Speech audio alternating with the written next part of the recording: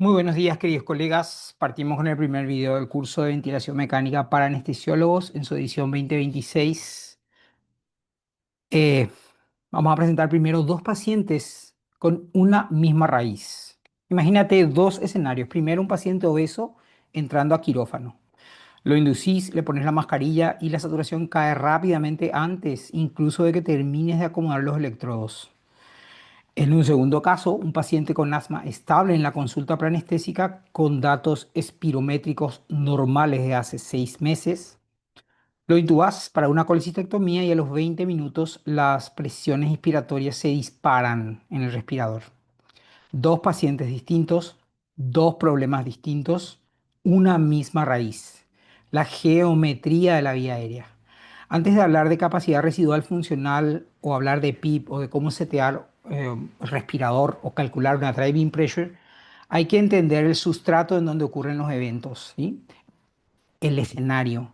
Esto no es un tema decorativo porque el escenario manda, el escenario es la cancha, es lo que determina en dónde van a suceder los eventos y cuáles son las claves de estos eventos, ¿sí?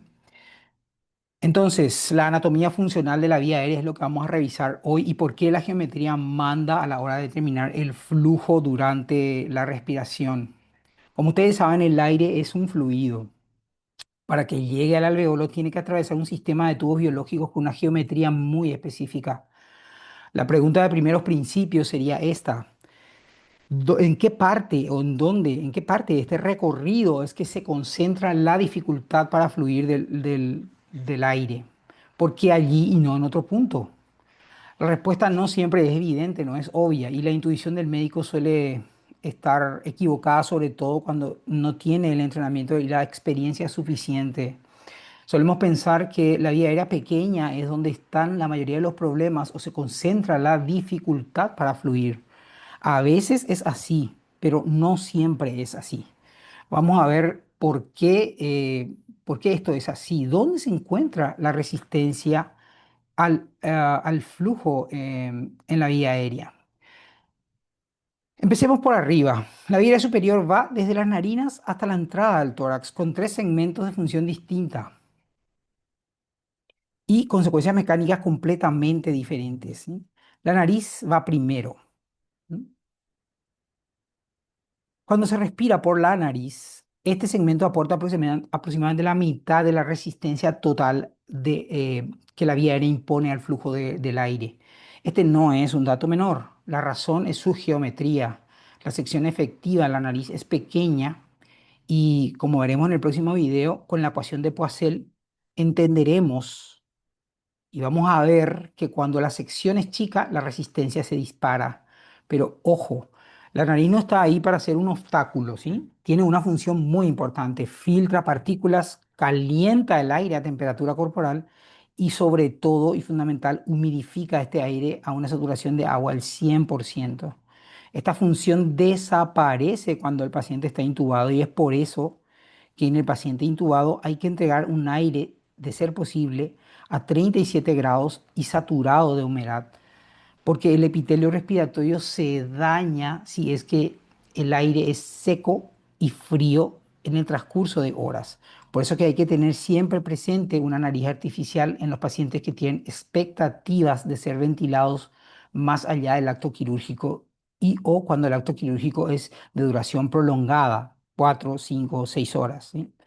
La faringe, acá cambia un poco la cosa, ¿sí? La faringe es una vía aérea de paredes blandas, sin cartílago, y esto es relevante. Su calibre depende fundamentalmente del tono muscular activo del genio gloso, el genioideo y los constrictores de la faringe. Esta dependencia del tono tiene una implicancia anestésica brutal, ¿sí?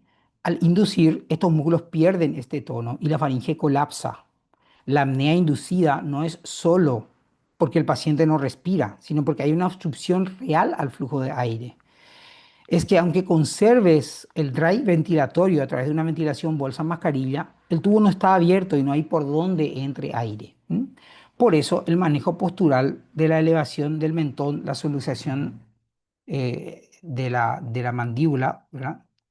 Eh, y el alineamiento de la vía aérea o el uso de la cánula orofaringia, que fueron siempre datos relevantes en nuestro entrenamiento, son importantes porque restauran el calibre que esta situación de la inducción o destruyó o obstruyó, ¿sí? Esto es debido a la enorme presión que los tejidos redundantes en un obeso mórbido ejercen sobre una pared sobre un conducto cuyas paredes no son rígidas, no son firmes, ¿ya? Este patrón dinámico que vamos a ver cuando veamos los conceptos sobre el resistor de Starling se repiten no solamente en la faringe, sino se repiten fundamentalmente en en varios sitios de la fisiología del cuerpo, varios sitios, ¿sí? Entonces, la laringe, vayamos a la laringe. Acá tenemos el cuello de botella anatómico fijo del adulto. La glotis adulto tiene una sección transversal del orden de 70 a 90 milímetros cuadrados, ¿sí? La tráquea, en cambio, supera los 250 milímetros cuadrados aproximadamente. Es decir, el adulto tiene un estrechamiento intencional, no patológico, justo antes de entrar al tórax. Esto, digamos que explica por qué un edema mínimo post-extubación puede tener un resultado dramático traducido en un estridor severo en los pacientes cuando la sección de esta porción se achica aún más, ¿sí? Cualquier reducción adicional deteriora de manera dramática el flujo o la resistencia al flujo del aire y la velocidad también, ¿sí? Entonces, es importante que entendamos estos conceptos, ¿sí? Ahora crucemos las cuerdas vocales y empecemos a ingresar en lo que sería el árbol bronquial. Vamos descendiendo de la nariz hasta los alveolos, ¿eh? El modelo clásico para pensar esto es el modelo de Weibull. Perdón. La vía aérea baja es un árbol dicotómico de aproximadamente 23 generaciones, ¿sí? La generación cero, la tráquea; la generación uno, los bronquios principales, y así sucesivamente dividiéndose cada vez más, hasta llegar a los bronquiolos terminales en la generación 16, ¿sí? Y de ahí a la zona respiratoria propiamente dicha entre la 17 y la 23, donde empiezan a aparecer los alveolos, ¿sí? En este sitio, la naturaleza del flujo del aire cambia completamente. Solemos denominar a las generaciones 17 a 23 generaciones respiratorias o zona respiratoria. Hay un hecho geométrico clave que tiene consecuencias clínicas pesadas y es el siguiente. La sección transversal acumulada de cada generación, ¿m?, crece exponencialmente a medida que descendemos en el árbol bronquial.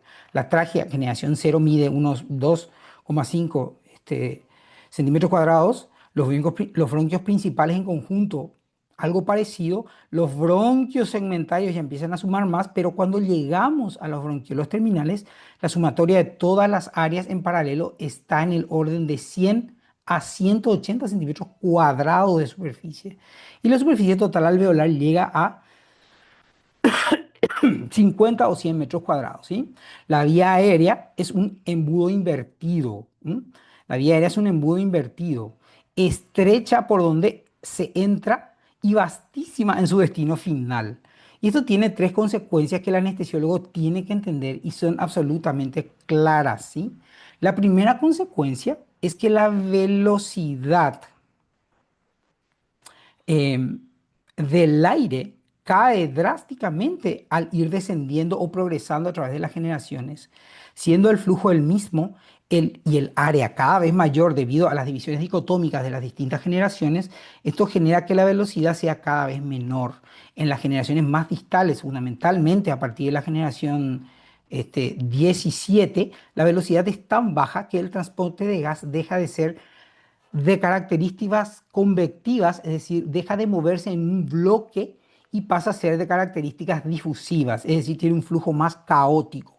Esto es relevante e importante porque las leyes que rigen el flujo convectivo no son las mismas que rigen el flujo difusivo. Y por eso los pequeños cambios en la FIO2, ¿verdad?, tienen efectos distintos en las zonas, en zonas distintas del árbol respiratorio, ¿sí? La segunda consecuencia se concentra o tiene que ver con la resistencia total al flujo. Esta no se distribuye de manera uniforme por el árbol, se concentra en la vía aérea de mediano calibre, generaciones 2 a 7 aproximadamente, los bronquiolos pequeños paradójicamente aportan poco a la resistencia total en condiciones normales, en otras no, condiciones normales, porque la sumatoria de sus áreas crece en virtud a las divisiones sucesivas de las generaciones del árbol bronquial, ¿sí? A esta región se la conoce como una zona silente de la pequeña vía aérea, ¿sí? Y la tercera consecuencia, y esta es para subrayar y llamar la atención, es que la patología de las vías aéreas periféricas pequeñas puede estar bastante avanzada hasta llegar a dar datos clínicos manifiestos, ¿sí? Una EPOC en estado inicial, un broncoespasmo distal predominante o incipiente o una inflamación de bronquiolos respiratorios, como se puede ver en el caso de la bronquiolitis de los lactantes, puede no traducirse en un aumento mensurable de la resistencia ni en cambios en la espirometría hasta que la pérdida de área acumulada es relevante, importante, hasta que la patología está francamente evolucionada. Es decir, la geometría enmascara la clínica, es un caballo de Troya clínico, ¿sí? Y vamos a volver a él cuando hablemos del paciente con EPOC en el módulo en el módulo 6, ¿verdad? Entonces es importante tener en cuenta esto. Ahora volvamos al paciente obeso del inicio. ¿Por qué desatura tan rápido este paciente? Una parte de la respuesta, no toda, no toda, pero una parte de ella está en la geometría de su vía aérea superior, ¿sí? La redundancia tisular faríngea, ese tejido extra que el paciente tiene en el cuello y en el paladar blando, reduce el calibre funcional efectivo de esta porción de la vía aérea. Para un mismo flujo, la velocidad del aire en su faringe es mayor debido a que toda la masa de aire tiene que ingresar a través de ella, ¿sí? A través de una porción más estrecha, ¿sí? En, en el paciente, ¿verdad? Y cuando inducimos, esa faringe colapsa antes y más, porque ya en el obeso despierto, la faringe es más estrecha, ¿verdad? Debido a ese exceso de tejido redundante alrededor de la faringe. Imagínense cuando el tono se pierde después de la inducción, ¿sí? Vamos a ver, ¿m? Vamos a ver que la inducción hace que esa faringe colapse, ¿sí? También vamos a ver en el video 4 un concepto que se llama número de Reynolds. Este concepto es importante porque nos muestra que a velocidades más altas se favorece un cambio en la naturaleza del flujo, ¿sí? El flujo es habitualmente de tipo laminar en la vía aérea, pero debido a estas estrecheces y al aumento de velocidad necesario para poder sortear estas estrecheces, ¿verdad? Se favorece un cambio a un flujo turbulento. El flujo turbulento multiplica la resistencia al fluir de los fluidos y por eso esto es relevante, ¿sí? Pero ya con lo de hoy tenemos bastante para entender por qué a este paciente durante la inducción se produce un evento de desaturación, ¿sí? Ahora volvamos al paciente con asma. Su espirometría era normal, la espirometría de hace 6 meses era normal, pero el broncoespasmo intraoperatorio le ocurrió de igual modo, ¿sí? ¿Por qué ocurrió esto? ¿Sí? Básicamente porque la espirometría puede ser insensible a la patología viaria pequeña hasta etapas bastante avanzadas. De nuevo, la geometría es relevante y en este caso para enmascarar los datos clínicos de una espirometría normal, lo cual pone en relevancia o nos trae a la conciencia de que un dato espirométrico normal en un paciente con datos francos de alergia o de antecedentes de irritabilidad labial inferior debe mantenernos siempre alerta y no bajar la guardia ante estos pacientes en relación a los cuidados anestésicos que debe recibir para evitar un episodio de broncoespasmo intraoperatorio, ¿sí?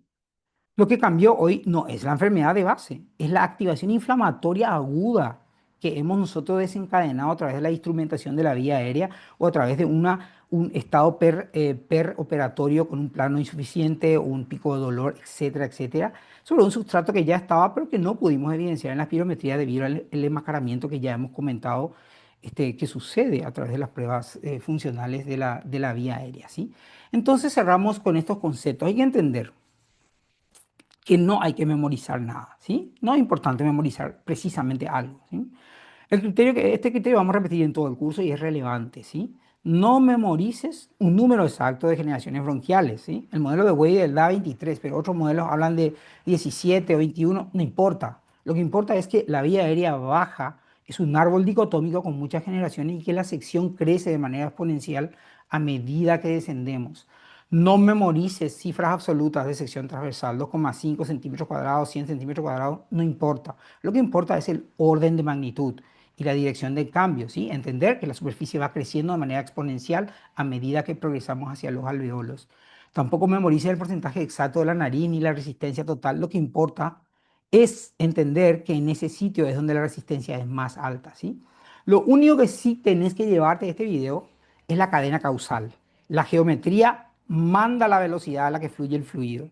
La velocidad manda el modo en el que éste fluye, ¿sí? A medida que aumenta la velocidad, rota un fluido turbulento.